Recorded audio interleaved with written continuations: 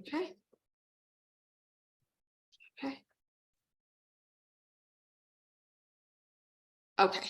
Hi, everyone. Welcome. I'm sorry we're starting a little late. We got a little confused here with the co-host and the hosting. I'm Diane. I'm from the Park City Museum, and I am thrilled to introduce Emily Beitiks from the Paul K. Longmore Institute on Disability. We have an exhibit called Patient No More, People with Disabilities Securing Civil Rights in the museum through April 16th. And they are the ones who established this exhibit. So she's going to tell us more about the exhibit, where this all came from, how it all started. And with that, I'm going to hand it over to Emily. Emily? Thank you so much. I am so happy to be here with you all. And I'm going to sneeze. Nope. really solid start. Happy to share this story with you, and really excited that our exhibit is now in your museum and in your hometown. We built the exhibition in 2015 to celebrate the 25th anniversary of the Americans with Disabilities Act, and wanted to draw attention to a story that is really unknown, even here in the Bay Area where this protest took place, really unknown inside of disability community. And I believe it's just such an interesting story about how to make social change, even if you aren't an experienced organizer. So I'm grateful to all of you who joined us today and to let me share this story. I am super open to being interrupted. So if you have questions or comments, feel free to jump in the chat. And I will also have some time for Q&A at the end to chat a little bit more. So I work at the Paul Longmore Institute on Disability at San Francisco State University, and our work is all about studying and showcasing disability to really elevate these stories that can change our perceptions of disability. So we thought, when we learned of the 504 history, that there was no better of a way to kind of pursue our mission than to share this important historical disability story far and wide. So our traveling exhibit has been traveling since 2015. It was recently refurbished, so I think you all are the first place to see it in its new refurbished identity. And it'll keep going until 2023. So our exhibit was called Patient No More. And what we were trying to get at with that was two things. One, that the history of the disability rights movement and disability studies scholarship is all about pushing back against the assumptions that most of us really hold in the US in an American context, that like when we think of disability, we think of medical impairments. We think of what the body can't do. And we don't really understand disability adequately in a social context of it is, inseparable from the barriers and the discriminatory attitudes that people have to face on a daily basis. And so Patient No More is about trying to push out away from that identity of disabled people as reduced to medical patients, and understanding that there is a politicized identity and a shared community and cultural experience, and that there's disability culture and pride. And also Patient No More is because the protest that our exhibition focuses on, and the story that I'm going to share with you today, has to do with the moment in time where disabled people all across the country just snapped and were like, we've been waiting long enough. There are certain rights that we deserve, and this is the moment. So that's sort of, we're Patient No More. We're ready for change. So the story that I'm going to share, it all comes back to this very small language inside of the Rehabilitation Act of 1973. And this was an act that was really developed thinking about Vietnam veterans and some of the rehabilitation needs and the readjustment to civilian life that was necessary. And snuck into this legislation was this one section, Section 504. And I'm going to read the legalese language, bear with me, but it said, no otherwise qualified individual with handicaps in the United States shall solely by reason of her or his handicap be excluded from the participation in, be denied the benefits of, or be subjected to discrimination under any program or activity receiving federal financial assistance. So what that means is that, if your program or facility had even one federal dollar of funding, you could no longer discriminate on the basis of disability. So that was public schools and courthouses and city employers, and a really wide reach of impact. And this was it. This was this one sentence passed into law, and it passed. It passed in 1973 without all the massive disagreements or controversies in Congress that we think of today. And disabled people were very aware of what a big deal this sentence was. But I don't think that the government had fully realized that yet. So it was then assigned to the Office of Health, Education, and Welfare. And just because something's signed into law, it doesn't really matter until the regulations are issued that really describe how is a law going to be actually implemented. What does it look like on the ground? And so it was up to the Office of Health, Education, and Welfare to have those conversations. And they immediately sort of pulled the brakes, said like, whoa, all federal programs and facilities, that means any federal building that is going to be built forevermore can no longer be built with stairs. It has to have a ramp. They were recognizing what a large project this was. And disabled people were working really closely with the Office of Health, Education, and Welfare to try and ensure that there was relationships built to support this, to make sure that it was interpreted as civil rights legislation based on the Civil Rights Act of 1964, and not watered down. And it was taking some time. During this period, Jimmy Carter runs for office, and he actually tells a room full of disabled people at Warm Springs that he understands that what disabled people are asking for is for the rehabilitation regulations of 504 to be signed and implemented, and that he will prioritize this if he becomes president. So even though there were lots of disabled people who were involved in helping campaign, he becomes president. He appoints a new head of health, education, and welfare, and still there's waiting, and still time is passing. And in 1977, on April 5th, people across the country decided that people had waited long enough. This was the moment that change had to happen. So there were protests all across the country at regional health, education, and welfare offices, as well as a couple other regional protests. So there were protests at Seattle, San Francisco, Denver, Dallas, Chicago, Atlanta, Washington, D.C., Philadelphia, New York, and Boston.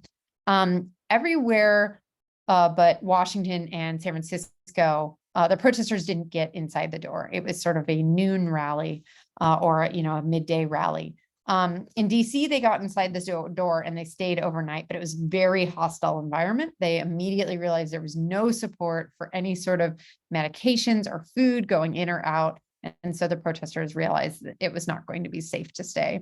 In San Francisco, where there was a much more vibrant social justice and activism culture at the time, and not to mention the disability rights community had already been more developed because of a independent living movement that had been happening in Berkeley, California, that was led by disabled people to try and find more ways for disabled people to integrate into community, to live independently in their own homes, and to share resources and networks to help disabled people leave institutions and be more free from these institutions. So in San Francisco, they managed to get a huge amount of people outside a federal building in downtown San Francisco in UN Plaza. And most of the people who were there really had no idea that this was more than a noon rally. There were, really about 10 organizers that we heard from that said, oh yeah, we were going to get inside the building. And part of the reason why they wanted to get inside the building is that they said, this is pre-504. So transit still was inaccessible. They knew one day wasn't going to do the trick to get these regulations signed. They knew that they were going to have to show a display of power that was much more significant than that. And so they said, like, well, we're going to have to just keep going day after day, and to get a bunch of disabled people when transit is inaccessible back and forth day after day, it's going to be really hard. So they said, as hard as it would be to occupy a building, that would actually be easier to do what we need to do. So the organizers convinced this rally to go inside and stay the night. And then the next day they said, stay one more day. And the next day they said, stay one more day. So all of the lecture that I'm giving today is pieced together from oral histories that my institute and I was able to do, the Longmore Institute, where we met with people who were involved in the 504 protest. And one of the really telling interviews that we got to do was with somebody who was working inside the Health Education and Welfare Office at the time. And he remembered being part of the meeting where they said the protesters want to come inside the building. What do we do? And the head of the regional office said, there are a bunch of disabled people. What are they going to do? Stay here? Like, I think it'll be fine. Let's let them in. Let's meet with them. So you can imagine how unpopular that person was, because the protest went on 26 days and is to date the longest peaceful protest of a federal building by any group, or also the longest successful protest, because it does end with a very happy story and victory. So this is a quote from one of the lead organizers of this protest, Kitty Cohn, and she says, "In the face of government ignorance, we persisted and won. No one gave us anything." And there's an image of the protest on the slide. I'm doing visual descriptions on my slide in case anybody benefits from this access support. This is an image of photographed by Anthony Tussler that has people waiting outside before they got inside the building on the very first day. And you can see there's many wheelchair riders. City Hall is in the background, even though the building that they occupied was not City Hall. It was an adjacent federal building. And a man with long hair in a wheelchair has a sign on the back of his chair that says, "We shall overcome." So what I like about this Kitty Cohn quote is that you can hear her responding to the history of like what happened before. And it was, if you were a disabled person prior to 504 and you needed something, the only options were like, you go to your local church and you ask for it. You ask your community center, you ask your friends and family, but there was not yet a precedence of like certain things are a human right. And so what was a really big deal for these organizers when they were successful, it was drawing attention to the fact that like disabled people won this. This wasn't given, this wasn't charity. This was led by disabled expertise and disabled people who were willing to give up their whole lives to just stop everything and go inside this building. So this image has a hint at some of the day-to-day life and what it was like as people occupied this building. There's a cot on the ground and a quilted mattress over two bodies, and you can't see the people inside, but you can tell that they've snuggled up together a bit. And there's a wheelchair, and they're sleeping at the base of the stairs of what's very clearly like a businessy building, marble stairs kind of setting. And what I like about this is this sort of implied romance. We got to hear some really incredible stories of people who really came out of their shell for the first time. There were people in this protest who had never even really stayed outside their own home before, because if you're a disabled, teen, maybe it's not as easy to go to sleepovers at a friend's house or go to summer camp. There were people who came out as gay or lesbians or queer because they felt really accepted and felt like they could bring their whole self to the table. There were people who said that they thought they were beautiful for the first time, being in this environment where they had never before realized that like the problems that disabled people were facing were due to social environmental factors and not, internal problems of the self.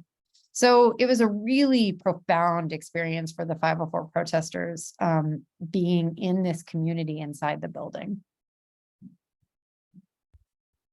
I'm going to pause at this time and swap over and show a brief video because I really love to actually share the stories of the 504 protesters themselves, talking about the experiences that they had.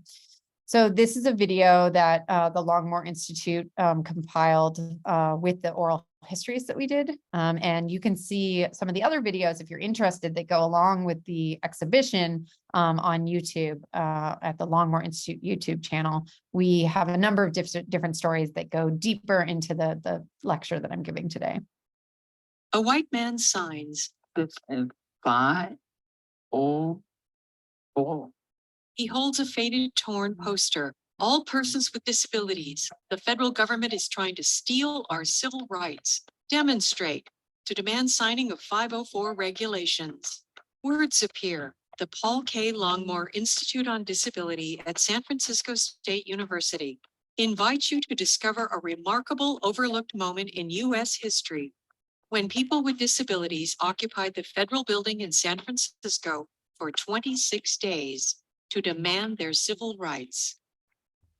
A black and white photo of a black man slides left and is joined by a video of the man.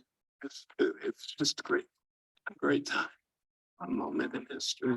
Words appear. Known as the Section 504 sit-in, the protest profoundly changed the lives of people with and without disabilities and paved the way for the Americans with Disabilities Act, ADA, in 1990. A black and white photo of an Asian man in a wheelchair, a color photo of him laughing. The plan was originally for the demonstrators to be outside, the curious what to go in and make appointments. And when the time came to be, didn't we? An empty chair by figures sleeping on a mattress on the floor. Vintage color footage of the marchers outside. The occupiers inside. A hand-lettered sign, support, not sympathy. A photo, a video of a white man. He signs. Part of the world. We shit. And they realize that this is a time where they can actually have some kind of empowerment, where they can actually say to the government, we're not going to take the kind of standards that you've given us before. There were no ramps for disabled persons at the time. There were no elevators for the disabled. We would like more a piece of the American pie. It's the first time that I've come out in a real public way and said, hey, no, I don't accept it. I'm not second class and I don't accept it. Are we going to perpetuate segregation in our society? We're one of the largest minorities in this country. I can tell you that every time you raise issues of separate but equal, the outrage of disabled individuals across the country is going to continue. It is going to be ignited. There will be more takeovers of buildings until finally maybe you begin to understand our position. A black and white photo of a white woman with glasses and dark wavy hair.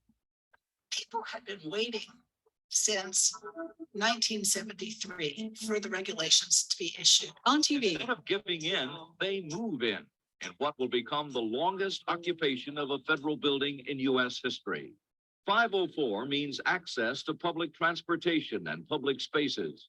It means free public education and no job discrimination. All basic American civil rights. Proud and defiant, 500 to 600 people in wheelchairs with walking canes and hearing aids storm the regional office of Health, Education, and Welfare in San Francisco. Their purpose? To stop discrimination against the disabled, no matter what the consequences. There were huge windows in the federal building, and there were people signing the press releases on one side of the windows to people who would re-sign them on the ground to make sure they got it right. That's the way that I know that we got the press releases out. On TV. Brought over by Glenwood Street. However, the Salvation Army has not been able to come up with blankets or cots, that sort of thing. So they are still frantically out looking for that. The regional commissioner's office got turned into the refrigerator because he put the plastic over the air conditioner, draped it across the room over a table and down in front of the table. And so underneath was freezing. And the Black Panther Party was there every day, bringing us really good food and settling disagreements amongst the people that were getting frazzled and worn out and stuff. And we had an understanding that our oppression was not the only form of oppression in America. I think this is going to end up being a historical event for the country and beyond, because this is whether the Montgomery Act is a Stonewall and gay rights. So this is the event in which disabled people said that we would assert All right. A photo of a white woman with light brown hair. It wasn't typical for with developmental disabilities and health disabilities, all these various disabilities I did not expect together before to really come together on one issue. I feel real good because it's like all this anger that I've had is finally making sense and it's being turned out where it belongs into changing things. And that feels really strong and positive. We were not the poor people to be kept in somebody's basement. We needed to be proud of having disabilities. A blind white woman. And being fully functional, not overcoming disabilities, but rather having disabilities and being fully functional human beings. And that we could show the world that. On TV, victory for the disabled. Tonight, 35 million Americans are no longer second-class citizens. Regulation 504, what is being called a Bill of Rights for all of this country's handicapped, has finally been signed by HEW Secretary Joseph Califano. Secretary of HEW Joseph Califano called them the oppressed and hidden minority. Vintage footage. New rules will usher in a new era of civil rights that will change the face of America, starting with such things as curbstones at intersections. Programs in virtually every institution that receives government funds must be made accessible to the handicapped within 2 months.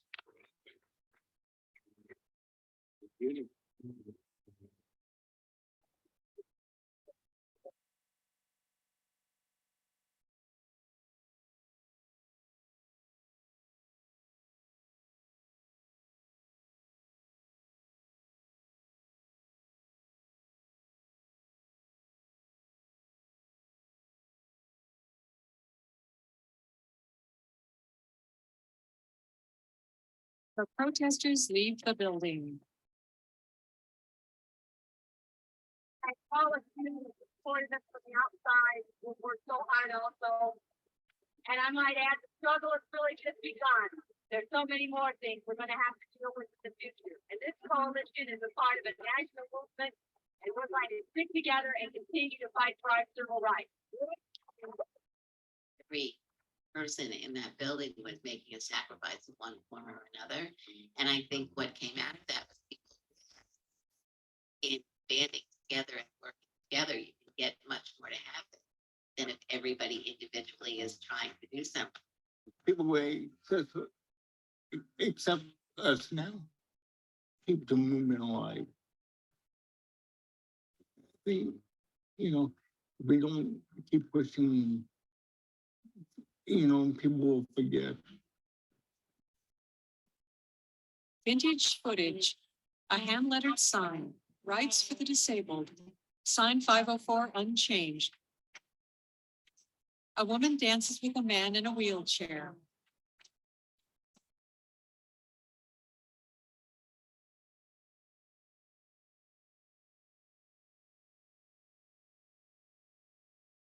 So I hope you enjoyed seeing a little bit of the footage that really takes you back there in a more real way than my words can. So I'm going to continue to just move through the story and share a little bit more of the details. One of the things that many of the people we spoke to shared about of like, why did it work in San Francisco where the other protests didn't continue or have as much success was tied to the fact that there was a really incredible network of support built. So, day one of the protests, Cesar Chavez and the International Farm Workers had sent a letter of support in saying, like, we understand this struggle is in line with our struggle. It's about going up against the face of oppression. There was a Black Panther member who was named Bradley Lomax, and he was a wheelchair rider. He had multiple sclerosis. And he and his assistant, Chuck Jackson, decided that they wanted to be part of this protest. They'd already been involved in some of the Berkeley independent living movement efforts, and also were active in the Panther Party. And so when this protest kicked off and they got inside the building, he called the head of the Panthers and said, this is happening. And, the head of the Panthers said, what can we do to support you? And he said, we got a lot of mouths to feed over here. And at the time, the Black Panthers was running a program where they believed that every every Black child in the Oakland area should have a right to a healthy, nutritious meals and food all the time, that nobody should be dealing with food scarcity. So they were getting food from donations, from whatever means possible to acquire this food, cooking up a ton of food and distributing it out. And so they said, yeah, this is okay. We can add some extra meals. And Panthers brought over hot meals every day of the protest. We found images of Panther members sitting and helping feed people who couldn't feed themselves and really bonding. Some of the Black disabled people who were part of the 504 protest got kind of a crash course in the Panther Party, and some of them left identifying as Panther members as well. Too often we tell these social justice movement stories really separated and isolated and don't talk about the way that these movements come together and build off each other. The Gray Panthers, was a senior activist group, and people from the Gray Panthers came and helped bathe people that couldn't bathe themselves. They were using kiddie pools and orange juice containers to pour over, and like sitting on chairs if they were wheelchair riders to bathe in this bathroom. This building was inaccessible on top of it all, so they were finding ways to make it work. There was a group called the Gay Men's Butterfly Brigade that was set up in the Castro district to help protect the streets from some of the outsiders who are coming in with the sole goal of like being violent to people in the Castro. And so they had developed their own security system to look out and support each other. And they lent some of their walkie-talkies and some of their security measures and trained some people in the protest of how to have an internal community that also protects itself. A huge network of churches lent support. A number of the local unions raised money and sent volunteers over to help. And it was also a really rare moment in time in that it was a very mixed group of people with disabilities. That's continued a lot since, but before 504, it was really, blind people were working on blind issues, deaf community was completely separate. People with developmental disabilities had never before been in these conversations. And 504 was really disability diverse. And that was also really key. One of the ways that they tried to sort of take the power away and separate the group was to say, well, okay, we'll count these disabilities, but we're not counting this in 504, we're not counting that. And the protesters really stood strong of either we're all winning this victory together or none of us are, which really paved the way for the Americans with Disabilities Act, which had some of those same issues come up again. This protest was also a really unique moment for politicians thinking about disability as a political identity for the first time. And, in recent years and campaigns, we've seen political parties reaching out to make sure that the disabled population is heard, to develop platforms of their disability issues, to even have speakers at the conventions who have disabilities to speak to the disability voice. There's been a whole hashtag on Crypt the Vote to encourage disabled people to get more actively involved in political participation. But in the moment of 504, that was extremely rare to even have politicians thinking about disability. And the protesters really reached a few local politicians. There were two representatives, Philip Burton and George Miller, who really tapped into this and said, we don't think people in politics have ever thought about disability in this way or listened to disabled people. So they came to the protest. They had what they called an informal session of Congress inside the building. And this photo shows the two representatives with some very 1970s style clothing, some solid handlebar mustaches in the mix, and a number of press nearby. And they just sat at this table all day as the protesters shared their stories. They shared their stories around various themes. They had a panel of disabled veterans talking about what it was like. They had a panel of disabled people of color sharing about what their experiences were like, and people with developmental disabilities. And the whole day, they just sat and listened, and they went back and they shared their experiences and their stories and really tried to help the 504 protesters get more attention from the places in politics that could actually help pass this legislation. The mayor of San Francisco at the time was George Moscone, and our district supervisor was Harvey Milk. Both of them visited the protest, were very supportive of it. Our mayor Moscone was incredibly supportive, helped fight to get them some of the supplies that they needed, helped convince the regional office to allow the protest to continue. And this all took place just a few months before the two of them were assassinated in City Hall. It was also a really important moment because press were noticing and capturing this story. So it wasn't just important for disabled people in the protest who were having these sort of coming out of their shell stories.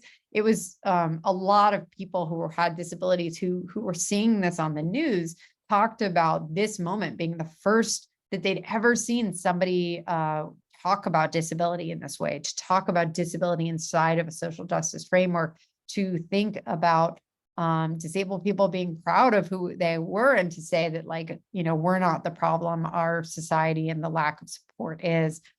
So it really helped sort of revolutionize a whole new generation of leaders.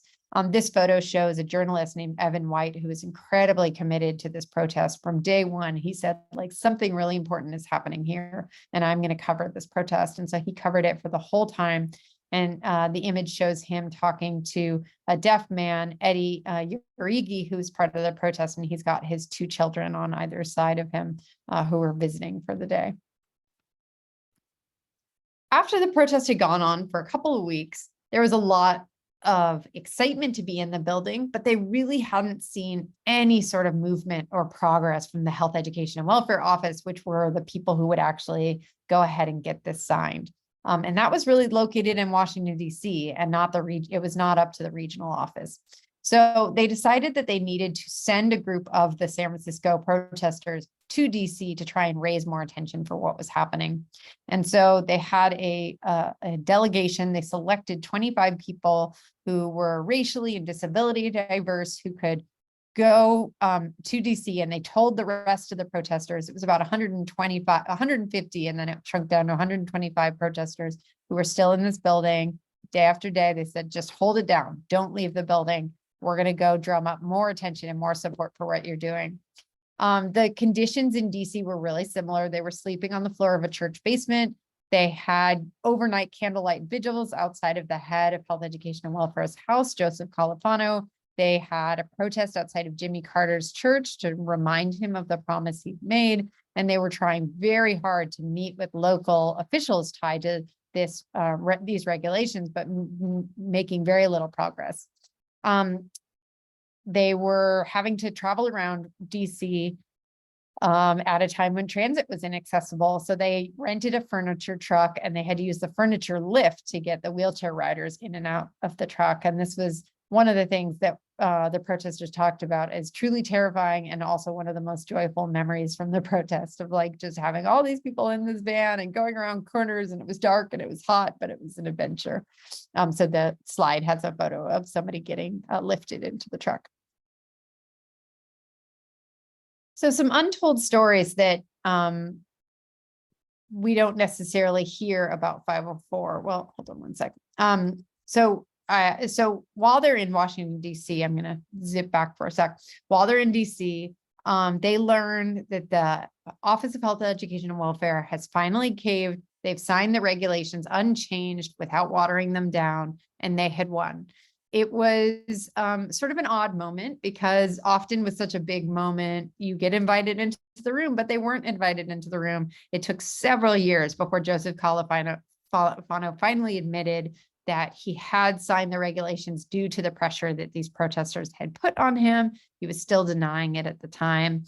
And so it was mixed feelings tied to the celebration, but also an incredible moment of victory. So I said that the protest was 26 days. The regulations were actually signed on the 24th day of the protest.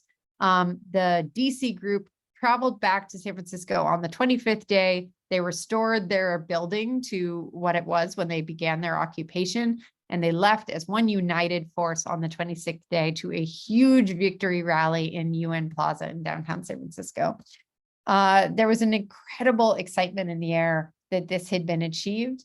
And also there were people who immediately turned to what's next. There was this feeling of triumph that this had been won thanks to disabled people. And there was a thirst for more, because 504 really only meant federal programs and facilities couldn't discriminate, which meant it was still perfectly legal for any private entity to just turn away disabled people from a job, turn away disabled people from a school, or have buildings and spaces that were completely non-compliant.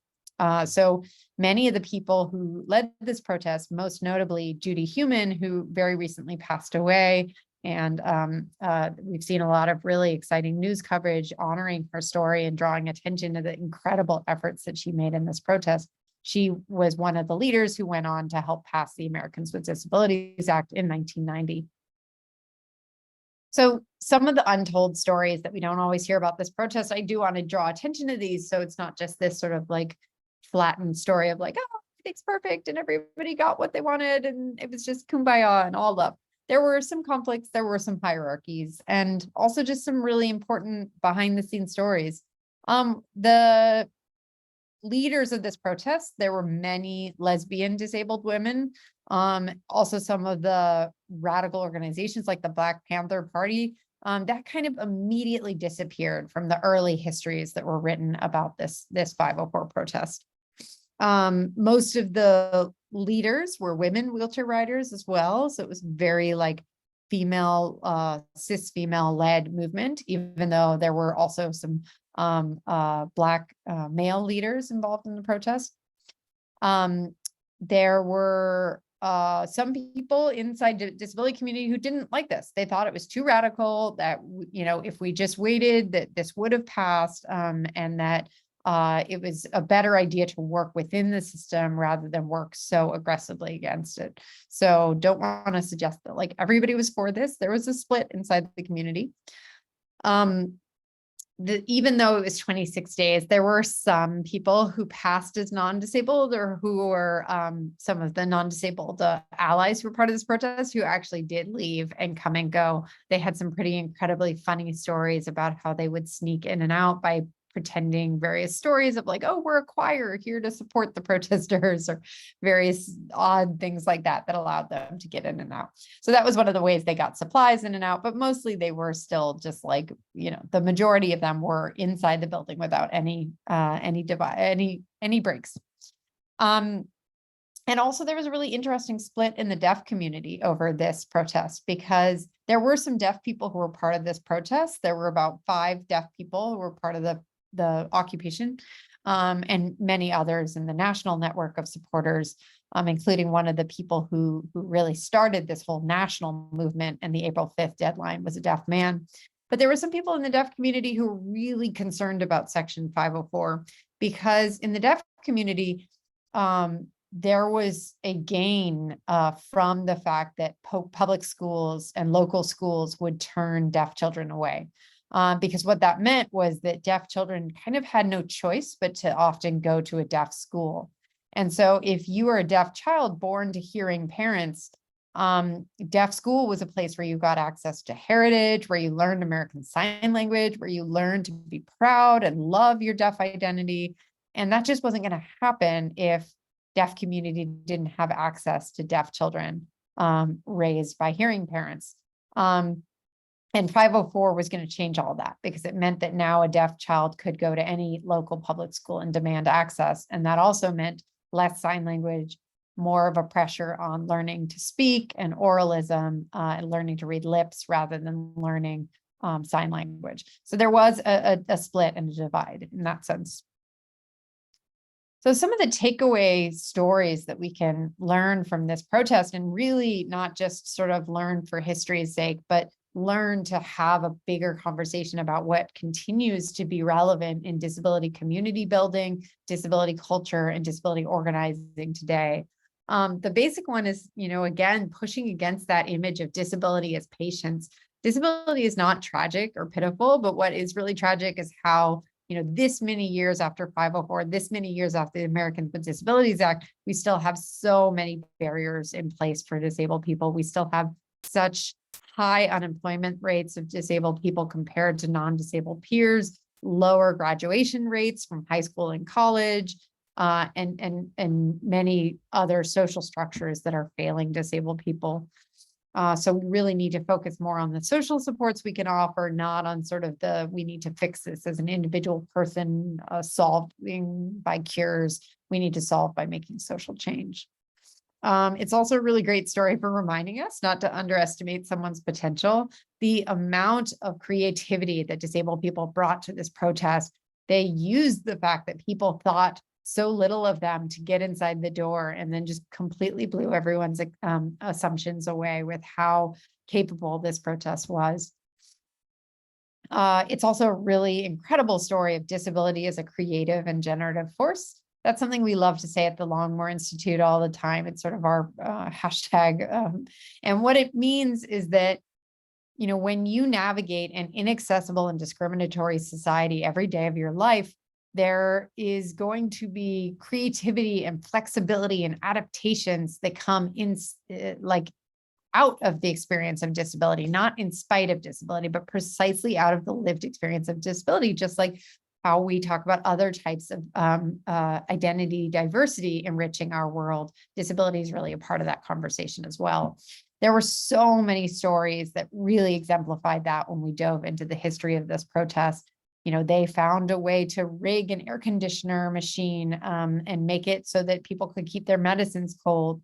One of my favorite stories was of they're trying to figure out how to get the protesters out of the building. And they think, well, if we cut off the phone lines, they're using the phones to talk to the Panthers, to talk to the journalists, to talk to their supporters and get the supplies that they need into the building. We cut off the phone lines. That's key to cutting off their power. They'll just be out of sight, out of mind in this building. And within an hour, the protesters are like, nice try, because they have enough deaf people in the protest who can use sign language to sign their messages on the glass to people on the other side who knew sign, who could then pass their messages on, call, spread the word. So effective that they realized it was actually causing more of a hassle for the people working in the building than it was for the protesters, and the phones got turned back on. So that's just one example of many of, like, that we don't tell the stories of disability as an asset. We tell way too many stories of disability as a burden. It's also just like incredible stories of promoting what is a core disability value, and that's challenging the idea of independence and pushing for interdependence instead. Way too often in American culture, we have this assumption that we're just supposed to pull ourselves up by the bootstraps and do it ourselves, or else it doesn't really count as success unless we've done it like as the self-made man.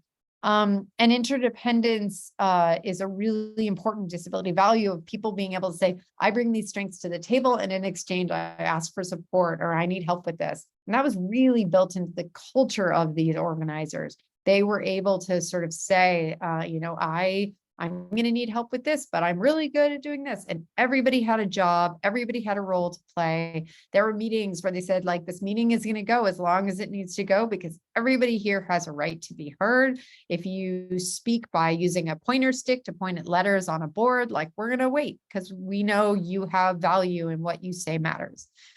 So they built such an exciting culture that some people really didn't want to leave the building. There were some who felt like they had never been more included in their life, and that they actually thought, like, let's wait until they start to implement, like, actual change starts to happen, curb cuts start to go in, and there were others who were like, we need to leave, it's time. But there was just so much excitement about, like, what it looked like to build a community that centers on disabled body minds. It's also just important to notice, like, there is a hierarchy within disability. People did share stories about saying that even though the protests felt like really supportive and a lot of people got heard, there were a lot of people who immediately felt like they didn't get heard after the protest. Disabled people of color got more pushed to the side and got less attention in the history that was written about. There's also sort of like, who was disability pretty and made for in front of the cameras versus folks who were kind of kept more off to the sides based on their types of disabilities. So there's, you know, very much still a hierarchy within disability that continues to be something that disability communities are grappling with today. And 504 was no different from that. Also important to note, like, access benefits us all, and the changes that 504 brought, I guarantee that every single person on this call has benefited from some 504 change to the environment, whether you live with a disability or not. I know myself as a parent with a stroller, I've benefited from 504. As a traveler with rolly suitcases, I've benefited from 504. As a pregnant woman whose body changed and I needed to, like, use bigger bathroom stalls, or, you know, I benefited. In the pandemic, we just witnessed a massive experience where a lot of the things that were suddenly very in high demand, like online learning or virtual events, disabled people had been developing for many years and advocating for many years to see these technologies in place. So the things that we build in for disabled people, first and foremost, we need to do them for disabled people, but we also need to realize that they have broader reach and that all of us, if we live long enough, will experience disability in our lifetime. Lastly, it's just about honoring the law. Like 504 still matters. I still have students in my classrooms who have had a 504 plan, and it's so incredible to reach a student and learn that like they've had 504 plans, they've had that number float around their whole life, and they've never learned that this happened to make that possible. That 150 disabled people just gave up all of their commitments and dropped everything to occupy a building for a month in really uncomfortable conditions that were, damaging to themselves to make sure that this happened. I forgot to tell my interdependent story, which I love, which is an example of what this looked like inside the protest. There was a quadriplegic woman and a blind woman who kind of partnered up, not one of the romantic partnerships I was talking about earlier, but a friendship partnership. And the quadriplegic woman is sleeping on a bed on the floor, which is really dangerous. It increases the risks of pressure sores developing because you can't move your body in the night to develop it to prevent these sores from happening. So the blind woman slept on a cot next to her, and every few hours throughout the night, as needed, would help move the woman's body to allow her blood to flow and to prevent pressure sores. And then in the day, whenever there's some new sort of press release or a news article or an agenda for the night's meeting that was written material, they didn't have time to like braille inside the building. So the quadriplegic would sit next to the blind woman and read it aloud to her and make sure she had access. That's an example of what disability values bring. And that's something that all of us benefit from, this culture. So what 504 is about is just so much broader than just sort of this one moment of history and time and this one legislation that went on to grow and become much bigger when the Americans with Disabilities Act really took 504 and expanded it. It's really about this historical glimpse into what it means to build disability community, what it would be like to imagine a community that centers on disability as opposed to the contemporary reality of life in the US, which very much centers on the assumption of a non-disabled body and mind, and really celebrates all that disability comes to the table. So with that, I would love to turn to hearing any questions, if there are any, or any comments or reactions, and learn a bit more from all of you. Does anyone have anything to say? You can unmute yourselves if you want and talk.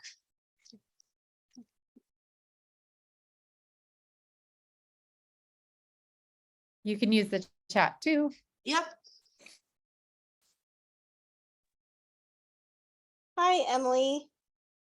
Hi. Hi. My name is Whitney, and I am part of the disabled community. And I really enjoyed your talk. I actually learned a lot about that protest with the movie of Crip Camp that got brought to Sundance.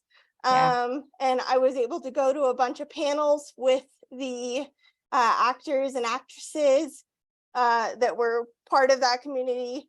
For me, I kind of see myself as living in limbo between handicapped and able-bodied. I don't really define myself as someone who is part of either community. And I wish I could be accepted in both, but and so hearing about your concept of interdependence and everything that is, could that be used instead of just with two people with two different handicaps? Could you see it as being used as having an able-bodied person help a handicapped person and that sort of combination? Yeah, definitely. I think we try to talk about this in a lot of the work that we do, because I do a lot of access trainings and compliance, and it's like access is everybody's job. And all of us benefit from it too. So it's, you know, very much like there's a role for non-disabled people to do, and it needs to shift from like, oh, this sweet thing that non-disabled people are doing to help out. Like, no, it's about like, if you want to hear from your disabled peers for your own benefit, because there will be a perspective you might gain, they will have great ideas to share. Like, you need to also do the work to make your space accessible, to make your community inclusive, whatever that looks like. So absolutely. And also when I talk about like some of the gains, you know, from building that culture, like non-disabled people talk a lot about the gains of like, oh yeah, when you can be honest about like, yeah, I need something today. Like I'm just off today and it's not a disability reason. I'm just off and I need to be able to like, you know, have less expectations today, or I need to, you know, my kids might run into the room at any minute, or like, you know, we all have those sorts of things that might affect us. Being able to build a culture where it's more acceptable to be vulnerable makes us all stronger in the long end, or I certainly believe so. Thank you for sharing very much. Whitney. Yeah. Yeah, and Crip Camp I'm a big fan of that film. It's available on Netflix. It was produced by the Obamas, and the Jim Lebrecht, one of the two directors of the film, saw the main exhibition that we did for 504, and he shared that like that really helped him realize that Crip Camp was a feature-length film. At the time, it was originally going to be like a 30-minute short, because when he saw the story, and in particular Judy Heumann's role in the 504 protest, because we featured her story in some of our interviews and pieces, he realized that there was a lot that was similar between this camp for disabled people, that was a similar sort of like isolated, inclusive environment to the 504 protest. So he wanted to turn his film into a feature to bring both of those into the story. And so we were some like historical consultants on the film. We helped connect some of the 504 protesters with the filmmakers. So I'm a big fan of that film too. And we are showing that film here. Oh, wonderful. We're showing it at the library with Park City Film. Based on the whole exhibit, we felt that this film represented everything really well. So it will be April 6th at 7 p.m. at the Park City Library for the Park City Film Series. That's so cool. Yeah, Yay. so we're excited. Yeah. Yeah, I love that. Okay, I have a question. Can you hear me? Did I unmute myself? Yes, we can hear you, Karen. Okay, well, this is like, you know, just sort of ironic. I'm actually Whitney's mother.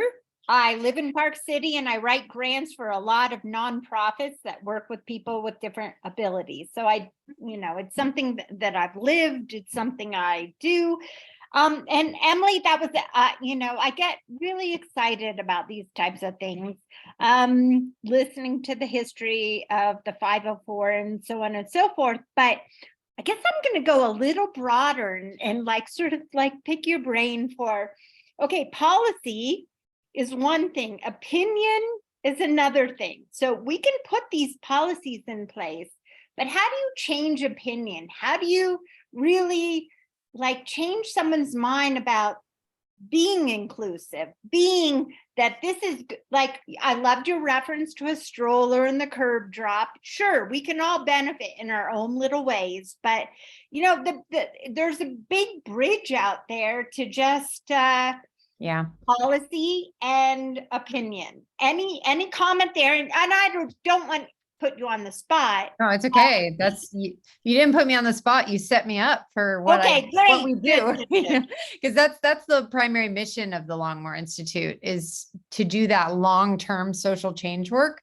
There's a lot of really incredible nonprofits. They're doing such important work, but it's always like catching disability community up to zero. It's always like, how do we solve the fact that there's such high unemployment rates by getting more people employed? How do we create more housing because there's a shortage? So like when we're winning, we're getting the bare minimum, because of such like incredible discrimination happening. And what that's never, because there are so many of those fights to do, we often don't get time for like, how do we fight for what that future looks like? What that, what does it mean to break free of this cycle? And so our mission is really doing that long-term social change work. So we built this exhibit with that primary goal in mind of like, this is an incredible story that when you learn this and you see this incredible expression of power, you think about disability differently.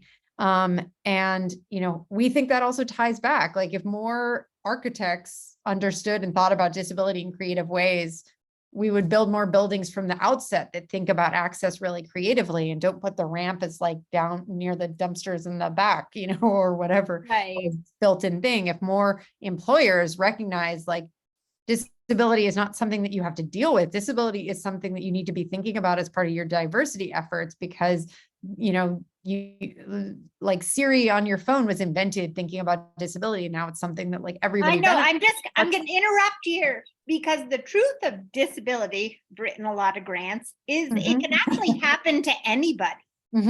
It is not random. It's not people with a lower socioeconomic position. It actually can happen to absolutely anybody. So I think that's great, but I still think there's like you said, there's a big picture we're not getting to yet. And I will definitely visit your exhibit, but I love, just anybody who puts anything into the fold that can help bring more exposure and to affect opinion, which then hopefully affects, perspective and planning.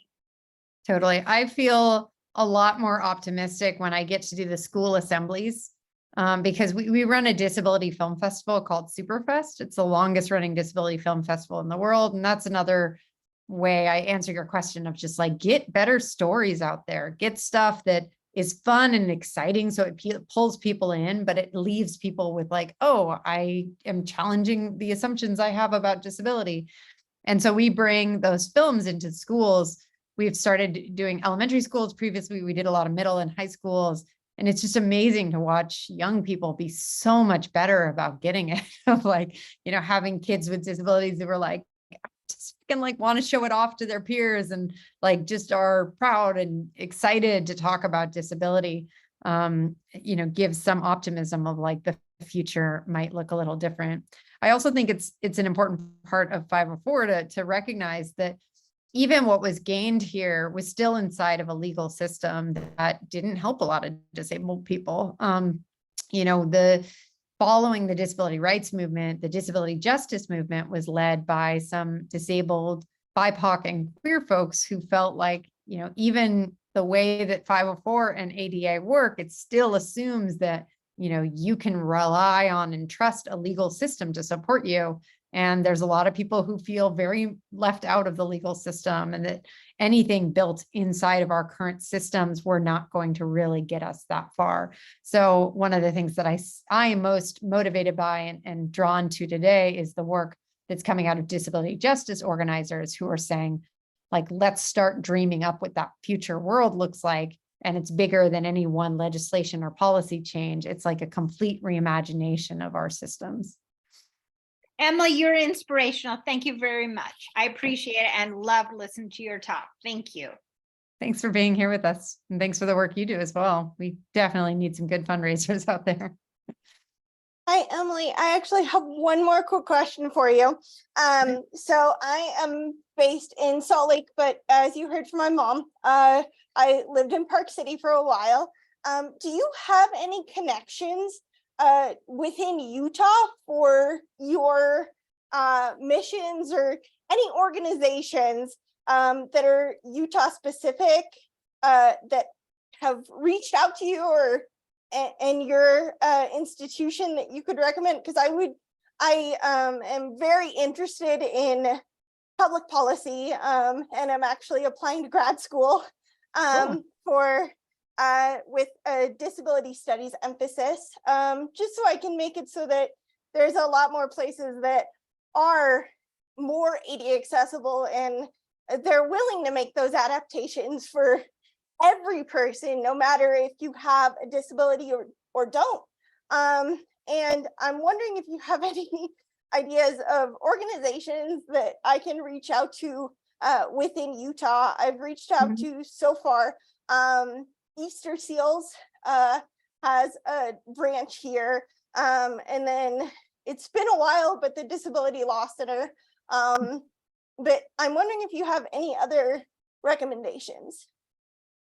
Unfortunately, I don't. I'm not too familiar with Utah's context, but I do recommend, there's a national independent living movement network, and that can be a really great place to get routed to find whatever is local in Utah for the independent living movement, or centers for independent living, they're sometimes called. Okay. I also think that one of the really positive things to come out of the pandemic is just how many organizations like my own have been pushed to think about broadening our reach by offering virtual access to bring disability culture and community to people who maybe can't get out of bed, but also people who geographically don't have the same amount of access that like we have in the Bay Area. So we are doing a ton of programs. We have an event tomorrow night, for example, that you can learn more about on our Instagram. I'll give the, and we have a Facebook page. Okay, I will definitely look into these. Thank you so much. It'll just give me we do a ton of more virtual inspiration. stuff. And then we have this one event in particular that's the final Friday of or most months. And it's called Cafe Crip. And it's just about bringing disabled people together to talk about like important conversations. And it's really casual and it's all virtual. And there's people really from all over the world at this point who participate. And they're all folks who are just looking for like a little bit more community to tap in, to talk to people, to get ideas.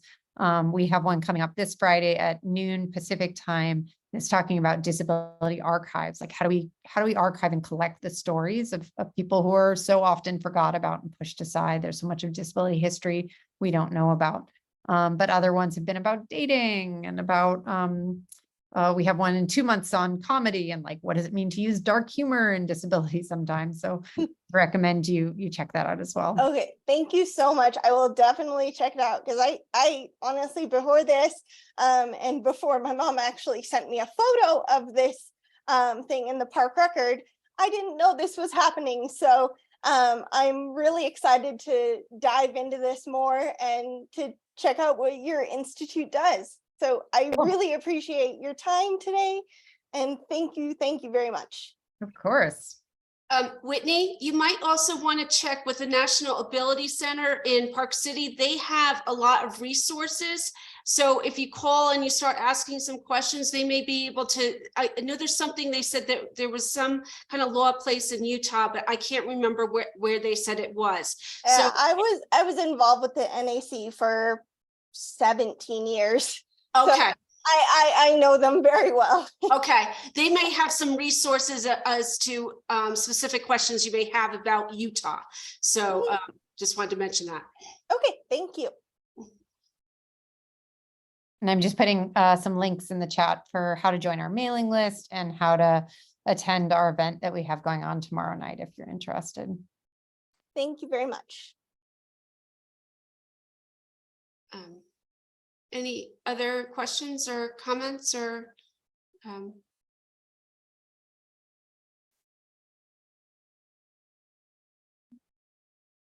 well, thank you all for participating today. And thank you, Emily, for everything. It was a wonderful talk. I learned a lot too. So anyway, so thank you all. And come and see our exhibit. Like I said, it's up to, it's through April 16th.